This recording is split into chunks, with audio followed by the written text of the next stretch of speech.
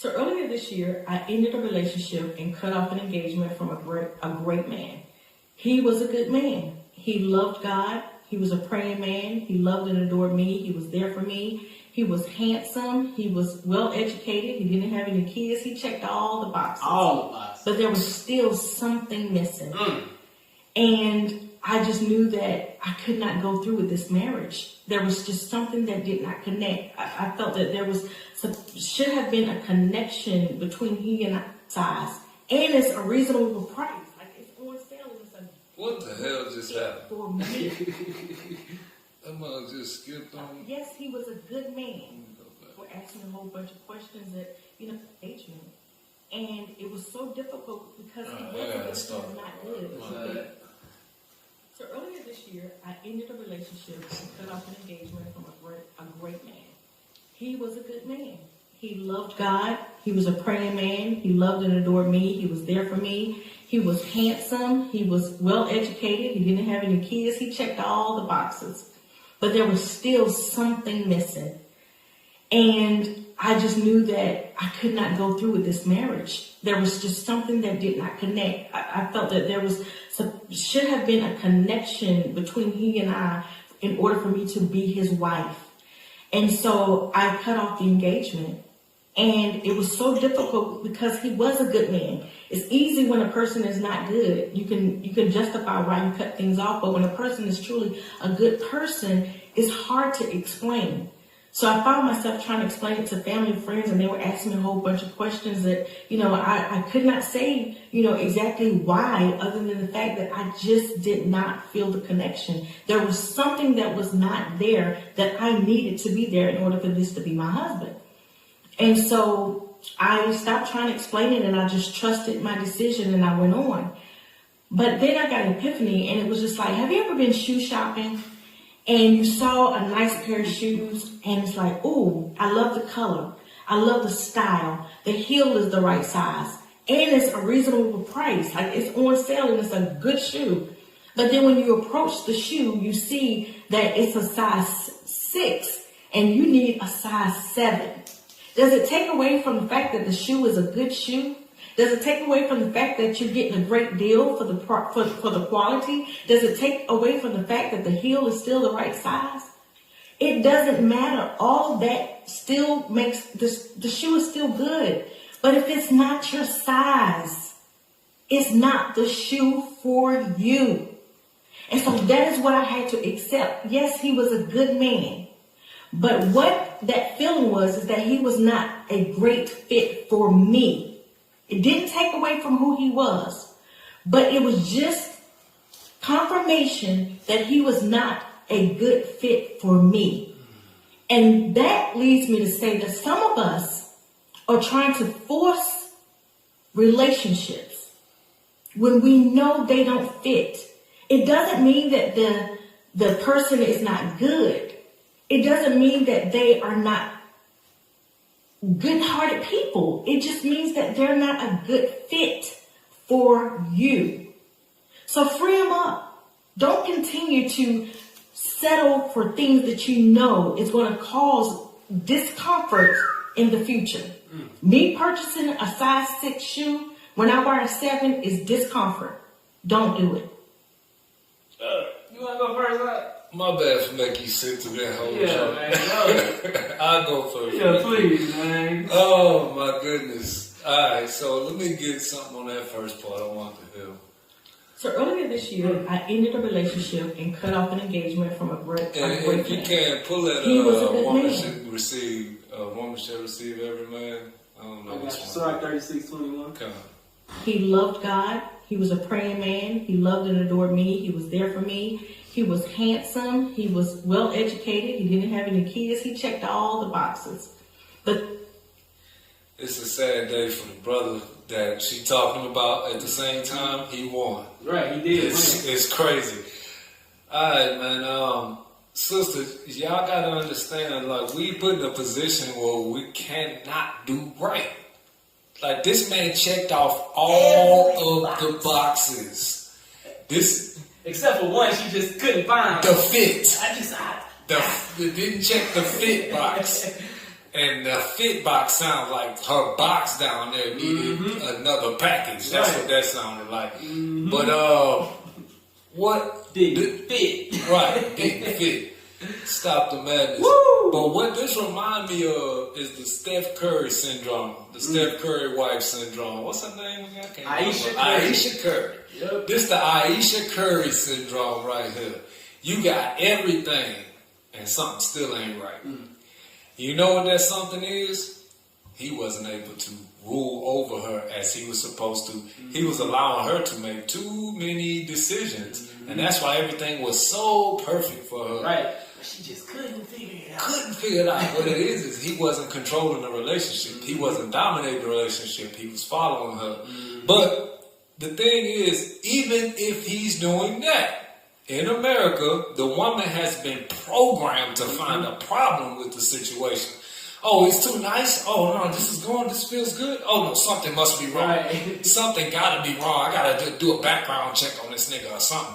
It's like they've been programmed, our sisters have been programmed to look for an issue no matter what. It don't matter how good it is. Again, like we said before, women in this country are the only entities on earth, of course other white countries, are the only entities on earth that say that a person was too nice and that's the reason why they don't want to be around them or don't want to be with them.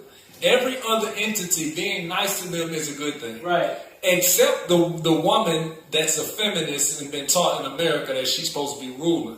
And it's funny because that don't even go together. You calling yourself a feminist and you thinking you on top and girl power and all this, and then a nigga come and be extra nice to you, he's still wrong. It's nothing, literally nothing we can do to keep our families, and that's the reason again why we are doing this. So you can understand, without God, it's a ticking time clock on your relationship. Straight up. It's a ticking time clock. It's a ticking time bomb on your relationship that's soon going to end. And I know you don't believe me. You don't want to hear that. But if your woman is not in full subjection, your relationship has a time on it. Yep. And your relationship is in sin and wicked as hell in God's eyes. It don't matter how much y'all go to church. You can go to church 50 times a week. It don't matter. If you are not in a leadership position as a man in your house and your woman in the servitude position, the word I don't like, if that's not happening, your household is in sin. All right? So what we're trying to show here is it's a point where there is no making the woman happy, the American woman. And that's because that's literally not your job. It's her job to be making you happy. Thank you. And you can actually be happy. You'll never hear a man say, oh, she was too nice. I can't deal with it. Everything I said, I just couldn't do. That's too much. She just, everything I tell her to do, she just messaging me every 2 minutes and all that.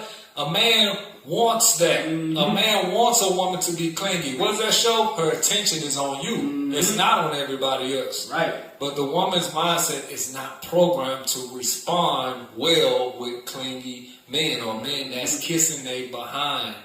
He put himself in the female position, and that's the reason why, or one of the reasons why she don't want him. But again, this is the Steph Curry, Aisha Curry syndrome.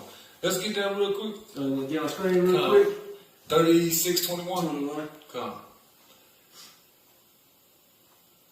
And before we read, just go into it, because like she's saying, he didn't fit. You're supposed to fit him. Like, you were made for him, not the other way around. And a lot of sisters got this delusion in their head, but this is why. You know what I'm saying? It's this is the book of Sirach, chapter 36, verse 21. A woman will receive every man. A woman what? Will receive every man. Why does it say a woman will receive every man? Because contrary to popular belief, women were sold to whoever the father felt like was a good person or somebody that actually needed a wife in the neighborhood. So one of the brothers that he knew that needed a wife or whatever. It wasn't, oh, let me check with her and see what she said. Oh, no, she's going to receive any man that the father give her. Any man. It wasn't no where she had any say-so at all on it. But now, today, 2023, we give the woman the choice. And what we have now is more single people than ever. Why? Because she's not programmed to pick. She's not she's not actually in a position mentally to pick a righteous husband. She's picking like a child. Right. Like a child picks candy every time. I just want candy. It tastes good. Why can't I just eat candy 24/7? Why not? That's just like her picking the dude that, like they do today. They just go for the dudes that's young, in the hood, and not doing nothing but shooting shit up. That's all they doing is shooting up stuff, selling drugs, the stuff that we're not supposed to do. That's what's being glorified. And that's what they call their candy today. Because they want the so-called bad boy. Right. And what's crazy is they want the power to make the decision, but they can't even figure out what they're going to eat tonight. So how in the hell are you going to make a decision on who you need to spend the rest of your life with? You're not even capable of making that type of decision, which is why the father was the one who would pick your husband for you. Come on. Yeah, you're supposed to receive every man. It ain't supposed to be, oh, well, it's just this one thing that gave me the ick, and I just couldn't get over that. No, you're supposed to receive any man that your father gave you. And now we're in a horrible state right now because we're letting these women pick, and they will leave a situation just for any reason. No matter what the man then invested in her, no matter if there's children involved, none of that. They would just leave, because the fit wasn't right. Checked off 1,000 boxes, but the fit wasn't right. Right. If we allow women to make the decisions forever, there will be no families. All right? Just so y'all know. All right, that was it on that? I wanted to say, you touched on the first part, as far as him not fitting because of maybe the choices she made. Maybe she had couple sexual partners or whatever, and it's just hard for her to bond with this man. Right. And the other thing that caught me was when she said she had an epiphany that he didn't fit. Well, sister, what if God was showing you that you were the size 6 and he was the 7? Because again, the woman is the possession. I think the father was trying to show you that you didn't fit because of all the bad choices you made. Because the woman was made for the man. All you got to do is do what he say. There's no fitting in that. Just do it. But the fact that you couldn't do that, and you just said the brother was perfect, besides the fact that he, may have been too nice or whatever, it just shows you that you cannot be pleased. And this is a lot of women today. You know what I'm saying? You can have the greatest man, you can have a man that you prayed for. Look, this is my beloved son in whom I am well pleased. Hear him. And you still won't listen. You know what I'm saying? So, yeah. That's why we call it the Aisha Curry syndrome. Because Aisha Curry got everything. Like literally everything she wants. She could spend money in every country. She can go on any vacation. Her husband had two $200,000 contracts. I mean, two $200 million contracts, right? Put the respect on his name, Put respect on that. 200 M's, man. And the woman still cannot be satisfied. All right, so we have to understand, we as regular men out here in these streets, without the M's, and we trying to please a woman, just know she cannot be pleased. It's impossible. The mindset has to change, and she has to now turn towards pleasing you, serving you. That's the only way your relationship's gonna last. Why? The whole time you spending trying to please her, just know for certainty at some point in time that's gonna run out. All right? They can never be completely pleased.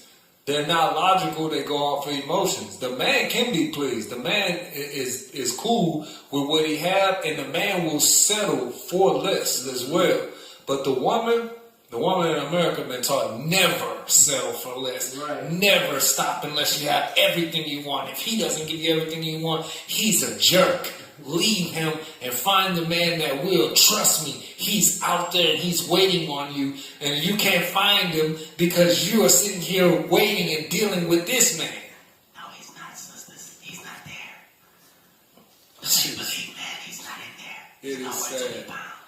But in their head, anything is possible. Anything's possible. Anything's possible. Anything possible. I want her to be 8 feet tall, $300,000 a second, and make sure he had a giant piece for me. The Willies, bro. All for me to be disrespectful to him and then leave him and take everything. Because he got to fit me. Oh my God.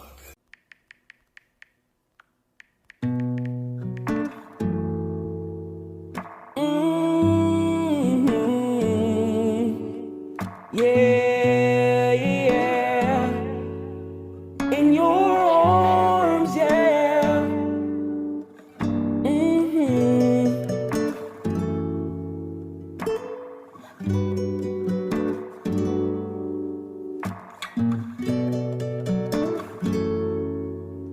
In your arms, in your arms, in your arms, yeah.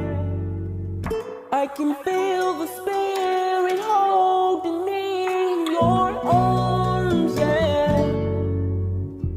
I can feel your healing energy in your arms, yeah. I am hearing your presence, it's enough for me in your arms, yeah. I can feel the spirit holding me in your arms, yeah. I am safe and secure in your arms. I am protected from me in your arms. No weapon formed against me. In your arms is where I trust you to defend. In your arms is my covering from tempest. In your arms is where I find my redemption.